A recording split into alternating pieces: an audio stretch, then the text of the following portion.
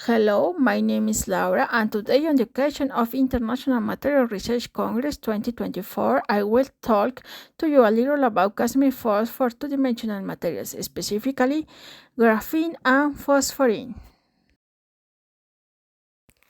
Casimir force initially formulated as a problem of quantum vacuum fluctuation by Casimir, and for two perfect metal layers, the Casimir force is expressed for this equation, where the parameter is this. Note that the equation only depends on the separation distance between the layers and their area. What happens if the two plates are not perfect? For this problem, Lipsy generalized Casimir works to real materials, gold, silicon, etc. The result again gives us the unit area between two plates. However, we see that the equation is more complicated. Let us remember that Casimir force arises from fluctuating electromagnetic waves between the plates. Thus, the formula tells us that I have electromagnetic waves and all frequencies and all directions, and for this reason is integrated over many ways and many directions. However, the most important thing is that the equation explicitly has the reflection of the two layers and therefore implicitly the electric function of the materials. Therefore, the force depends on the properties of the materials. This expression is reduced to equation 1 when the materials are perfect and therefore their reflection is 1. As mentioned in a above slide, this permittivity dictates the magnitude and direction of Casimir force due to the anisotropy of phosphorine. It has two main permittivities, called zigzag, black line, and archem, red line, as graphene is isotropic is only characterized by the blue line. We will calculate the Casimir force for the geometry as shown in this figure that consists of two parallel layers separated by distance d. Each layer is a freestanding 2D materials.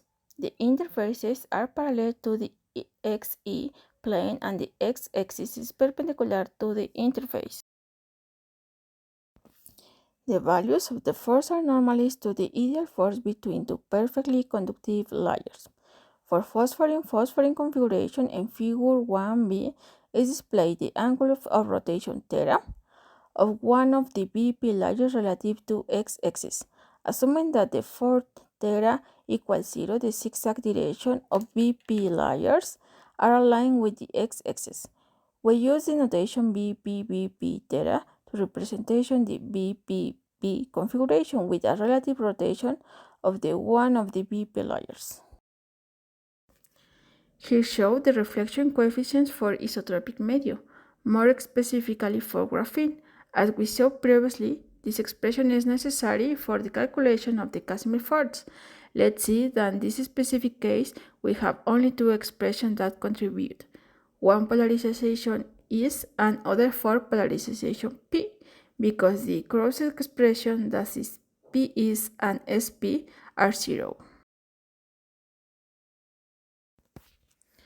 On the other hand, in the case of phosphorine, we have four expressions for the reflection, thus the anisotropic. Again, there is one for polarization P and is, and two for recombination of this, P is and SP. Here we discuss results that include gold and two-dimensional materials. This is because gold, being the most studied materials, give us a simple guide for the validation of four results. In figure 2, for gold graphene system, we have observed that F divided by F0 increases linearly as the separation distance between the phosphorine layers grows. I expect since gold and graphene are metallic materials. Additionally, we identified that forces less than 50 nanometers, the gold phosphorine forces show a significant growth. This allows a fear that high frequencies have a great impact on the forces. The fact that after 75 nanometers the force show a slow growth indicates that low frequency have a small contribution but not of great impact. For phosphorine and high frequency, should that the permittivity phosphorine greater than gold greater than graphene. The fourth, gold phosphorine greater than gold graphene, as we can see in the first 15 nanometers, after which the fourth, gold phosphorine less than gold graphene, gives that there is transition to the permittivity graphene greater than gold greater than phosphorine.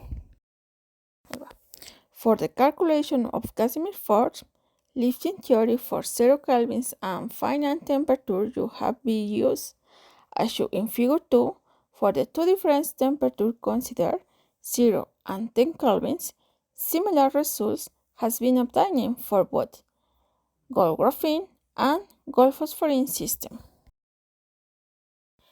In the following, we consider the Casimir force calculation for the system incorporating two-dimensional materials only, graphene and phosphorine.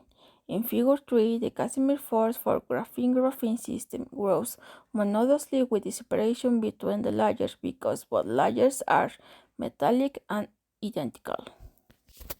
However, it should be noted that the magnitude of the force is half of the graphene gold system to the bidimensional of both layers. For the graphene phosphorine case, in the first 20 nanometers, the magnitude of the Casimir force is greater to the graphene-graphene system to the great impact of high frequencies for BP systems. After this value, the magnitude for system containing phosphorine show small values in comparison the graphene-graphene, was the slight contribution of low frequencies to the Casimir force. The BP-BP19 case is different in the first 20 nanometers because it starts with a high Casimir force than the graphene-graphene and graphene-phosphorine case. Although this increasing behavior continues, after the approximately equal 20 nanometers, the force is small for the three systems considered, though the presence of the phosphorine only and the slight contribution to the Casimir force of low frequency for phosphorine.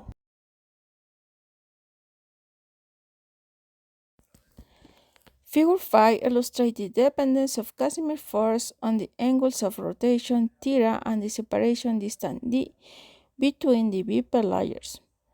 Note that for angles less than 45 degrees, the Casimir force reaches maximum for small separation distance and is decreased as the interlayer distance increases until reaches approximately equal 100 nanometers, where is attained its minimum.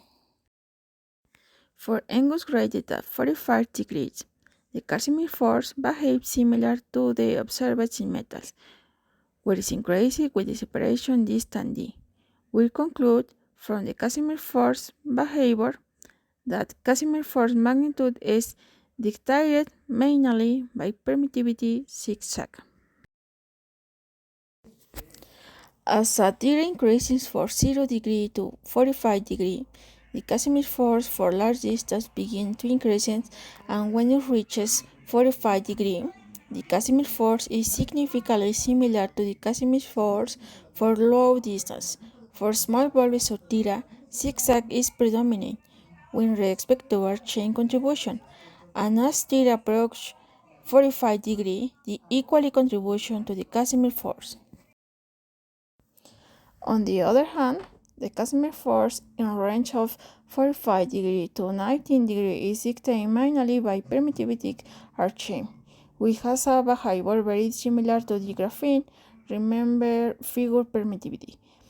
This causes a minimum in Casimir force at low distance for this rotation, and this increases with the separation between the layers.